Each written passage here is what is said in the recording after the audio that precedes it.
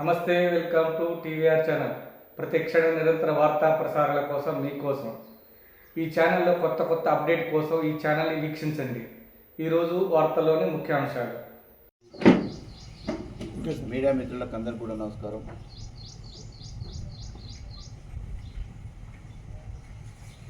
సుదీర్ఘంగా 2014 నుంచి 2023 వరకు తెలంగాణ ప్రభుత్వంలో పరుగులు పెట్టిన అభివృద్ధి ఏ నియోజకవర్గంలో ఏ గ్రామంలో చూసినా ఆ మార్పు అనేది ప్రత్యక్షంగా కేసీఆర్ గారి నాయకత్వంలో చూపించగలిగిన.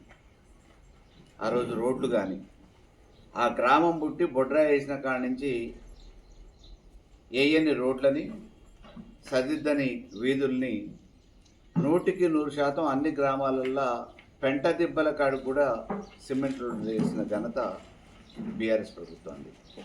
ప్రతి గ్రామంలో నీటి కొరత లేకుండా మంచినీళ్ళని మషిన్ భగీరథ ద్వారా ఇవ్వగలిగినాం. పచ్చదనాన్ని కాపాడటానికి హరితహారం పేరు మీద ప్రతి వర్షాకాలంలో మొక్కలు వేల కొద్ది మొక్కల్ని ప్రకృతి వనాలు నిర్మించడమేతో పాటు వేల కొద్ది మొక్కల్ని పర్యావరణ పరిరక్షణ కోసం నాటడం జరిగింది. అయ్యాల వటవృక్షాలుగా మారుతూ ఉన్నాయి. వాటిని కాపాడుకునే పరిస్థితి లేదు ఈరోజు ఈ ప్రభుత్వానికి, కాంగ్రెస్ ప్రభుత్వానికి.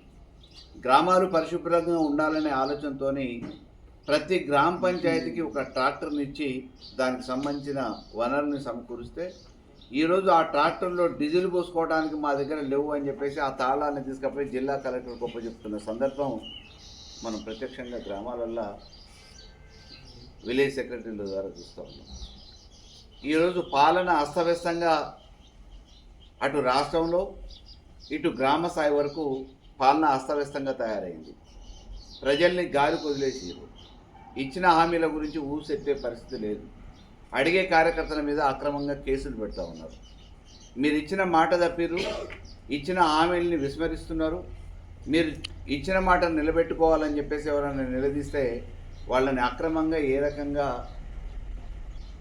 జైలుకు పంపేయాలన్నా కేసులు పెట్టాలనే ఆలోచన ఈరోజు రాష్ట్ర వ్యాప్తంగా ఈ కాంగ్రెస్ ప్రభుత్వం చేస్తూ ఉంది. ఇసుక దందా నడుస్తుంది, మట్టి దందా నడుస్తుంది, గంజా వ్యాపారం నడుస్తుంది, పేకాట క్లబ్బులు నడిపిస్తూ ఉన్నారు. మరి అధికారులు సమీక్షల పేరు మీద అప్పుడో ఇప్పుడో చుట్టపు చూపుగా వచ్చిన ఉత్తమ్ కుమార్ రెడ్డి మరి వారి సతీమణి సమీక్షల పేరు మీద అధికారులతో సమీక్షలు చేస్తున్నారు. కానీ ఆ సమీక్షలలో జరుగుతున్న పురోగతి ఏంది, పురోభివృద్ధి ఏంది అని అంటే కేవలం మొక్కుబడిగా సమావేశాలు పెట్టి పేపర్ ప్రకటనలకు పరిమితమే, మేము అది చేస్తున్నాం ఇది చేస్తున్నాం అని చెప్పడానికి పరిమితమవుతున్నారు తప్ప ఈరోజు ఎక్కడ కూడా అది కార్యరూపం దాల్చట్లేదు. గ్రామాలల్లో అనారోగ్యం పాలవుతున్నా ఒకవైపు వర్షాకాలం మొదలవుతుంది. ఈరోజు ఎక్కడ చూసినా చర్చా చెదారంతో కంపు వాసన వచ్చే పరిస్థితి గ్రామాల్లో లోపడుతూ ఉంది. ట్రాక్టర్లు అయితే మూలకే పడ్డాయి, ఆ చెత్త తీసే నాదుడు లేడు. ఇవాళ యూరియా దొరకట్లేదు రైతాంగానికి. 10 సంవత్సరాల సుదీర్ఘ పరిపాలనలో కేసీఆర్ గారి నాయకత్వంలో పరిపాలనలో ఈ తాళ్ళ చేతుల బాధ తప్పిపోయింది, చెప్పులు లైన్లో పెట్టే బాధ తప్పిపోయింది, లాఠీ చార్జీల బాధ తప్పిపోయింది. పోలీసులతో రైతులు దెబ్బలు తిన్న సంఘటనలు మనం ఆ ఉదంతాలు 2014 కంటే ముందు కాంగ్రెస్ హయాంలో చూస్తాం. మరి బీఆర్ఎస్ ప్రభుత్వం వచ్చిన తర్వాత రైతులకు అటువంటి కష్టం రావద్దనే ఉద్దేశంతో వాళ్ళు వ్యవసాయం చేసుకునే గ్రామాలకు సైతం మందు కట్టలు పంపిస్తారు. కానీ ఈరోజు ఆఖరికి వ్యాపారం చేసే వ్యాపారస్తులు కూడా మేము ఈ ప్రభుత్వం సప్లై చేసేది వాళ్ళు పెట్టిన నిబంధనల ప్రకారం మేము యూరియా అమ్మలేమని చెప్పేసి తాళాలు వేసుకొని బహిష్కరించే పరిస్థితి వ్యాపారస్తుల దగ్గర నుంచి కూడా వస్తుందంటే ఈ ప్రభుత్వం ఎవరి గురించి ఆలోచిస్తుంది అనేది ఒకసారి ఆలోచించాలి. పంట పండించే రైతాంగాన్ని, అన్నం పెట్టే రైతాంగం గురించి ఆలోచించట్లేదు. వాళ్ళకి సరైన సదుపాయాలు కలగజేయాలని చెప్పేసి సకాలంలో రైతు బంధు చేసే పరిస్థితి లేదు. అయ్యాల మేము నాటినప్పుడు వ్యవసాయానికి ఉపయోగపడాలనే ఉద్దేశంతో పెట్టుబడి సాయం కోసం రైతు బంధు చేస్తే ఇవాళ ఓట్లు వస్తాయనే ఒక అభిప్రాయంతో ఓట్ల కోసం రైతు బంధు చేసే ప్రయత్నం చేస్తూ ఉన్నాం.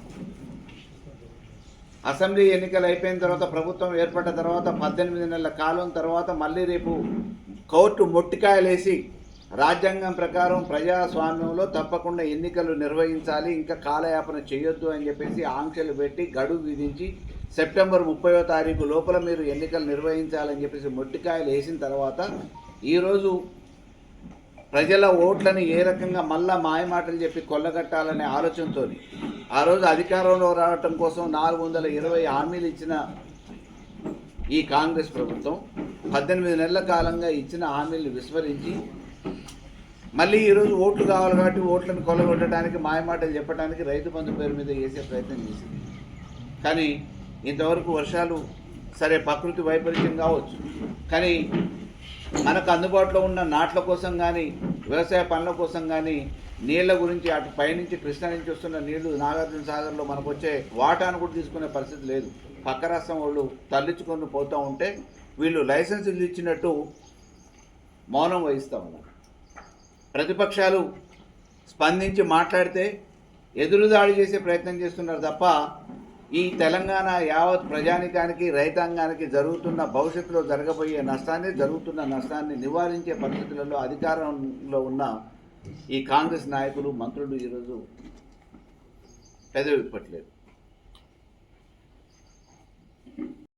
ఎన్నో అన్యాయాలకి అవమానాలకి వివక్షకు గురైన ఈ తెలంగాణని బాగు చేయాలనే ఏకైక లక్ష్యంతో సుదీర్ఘ పోరాటం చేసి సాధించుకున్న ఈ తెలంగాణలో బంగారు తెలంగాణ కలలు సాకారం కావడం కోసం ఆర్నిశలు అపర భగీరథుడిగా 9.5 సంవత్సరాల కాలం పనిచేసిన కేసీఆర్ గారిని ఏమరపాటునో పొరపాటునో ఆ రోజు ఓటర్లు విస్మరించిన ఈరోజు మాయమాటలతో అధికారంలోకి వచ్చిన కాంగ్రెస్ మూలాన మళ్ళా తిరోగమనం వైపు తెలంగాణ ప్రయాణం చేస్తుంది. గ్రామాలలో ఎక్కడ కనీసం నిధులు లేవు, జబ్బులు వచ్చేటోళ్ళని పట్టించుకునే పరిస్థితి లేదు, సీజనల్గా వచ్చే జ్వరాల గురించి మాట్లాడే నాదుడు లేడు. గవర్నమెంట్ హాస్పిటల్లో ఈరోజు కనీసం ఒకప్పుడు అన్నారు నేను రాను బిడ్డో సర్కారు దవాఖానకి అని చెప్పేసి ఏదైతే ఆనాడు కమ్యూనిస్టులు పాటలు పాడిరో అది ఈరోజు మళ్ళీ పునరావృతం అయితే ఉంది. 100 పడకల ఆసుపత్రులు అన్నారు, మేము శాంక్షన్ చేసి నిధులు కూడా పట్టుకొచ్చినాం.